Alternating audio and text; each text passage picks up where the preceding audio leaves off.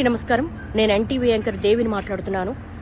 ఒక వార్తకు సంబంధించి నన్ను తెలంగాణ సిసిఎస్ పోలీసులు నిన్న నాకు కాల్ చేసి మాట్లాడుకుందాం రా అన్నారు.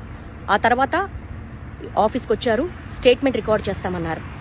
ఆ రికార్డ్ చేసే ప్రతి ప్రశ్న 3 గంటల పాటు నాకెంత మెంటల్ హరాస్మెంట్ ఉన్నా, నాకు సంబంధించింది కాకపోయినా కేవలం నేను చేసింది వార్తను చదివాను. అది నా వృత్తి ధర్మంలో భాగంగానే చదివాను.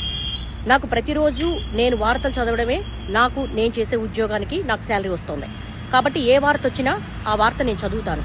అందులో భాగంగా చేసిన నా వృత్తి ధర్మంలో వాళ్ళు నన్ను అడిగారు. అడిగినప్పుడు ప్రతి ప్రశ్నకు నేను స్టూడియోలో ఎంటర్ అయిన దగ్గర నుంచి మినిట్ టు మినిట్ వాళ్ళకి ఆన్సర్ చేశాను. 3 గంటల పాటు నాకు ఎంత మెంటల్ హరాస్మెంట్ ఉన్నప్పటికీ కూడా చాలా పేషెన్సీగా ఇచ్చాను. అయినప్పటికీ మళ్ళీ నిన్న రాత్రి కాల్ చేశారు. నిన్న రాత్రి కాల్ చేసి మళ్ళీ ఈ రోజు పొద్దున మళ్ళీ స్టేట్మెంట్ రికార్డ్ చేయాలి, మళ్ళీ రమ్మన్నారు. నేను ఒక మహిళా జర్నలిస్ట్ ని. నా ఇంటికి వచ్చారు, నా హస్బెండ్ తో మాట్లాడారు. నిజానికి నా ఇంట్లో వాళ్ళు ఇబ్బంది పెట్టాల్సినంత అవసరం లేదు. నేనేం దొంగని కాదు, నేను ఒక జర్నలిస్ట్ ని. 22 సంవత్సరాల పాటు ఒక్కొక్క మెట్టు ఎక్కుతూ మా కెరీర్ ని బిల్డ్ చేసుకున్నా. ప్రతి జర్నలిస్టు కూడా వాళ్ళ వృత్తి ధర్మంలో భాగంగానే వార్తలు అందిస్తారు.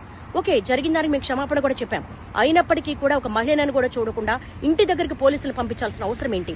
నా హస్బెండ్ తో మాట్లాడాల్సినంత అవసరం ఏంటి? ఇవన్నీ కూడా ఎందుకు తెలంగాణ పోలీసులు ఇంత దాష్టికానికి పాల్పడుతున్నారు?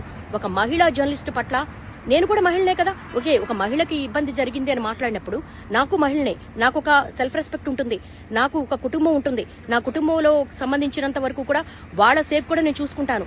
కానీ ఎందుకు ఇంత దాష్టికానికి పాల్పడుతున్నారు? ఇది చాలా అన్యాయము. ఇలా నన్ను రోడ్ల మీద పరిగెత్తించడం అనేది న్యాయం కాదు. నేను నా వృత్తి ధర్మంలో భాగంగానే చేశాను.